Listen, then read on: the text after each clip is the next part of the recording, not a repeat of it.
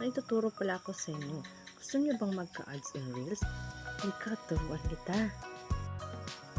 Ang una niyong gawin, manood kayo ng Reels. Pangalawa, huwag maging isnabera. Kailangan kapag nanood ka ng Reels, dapat mag-like, share, at leave a comment ka. Para naman tumaas yung engagement mo. Tapos, pangatlo, mag-upload ka ng mga Reels na patok sa madla. Yun bang gustong-gusto nilang panoorin ngayon? Yung in ngayon.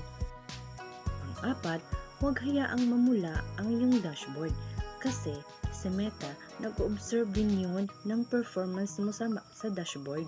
Kaya, dapat yung dashboard mo, dapat naka-green yan lahat. At pang-lima, dapat consistent ka sa mga ina-upload mo na video araw-araw.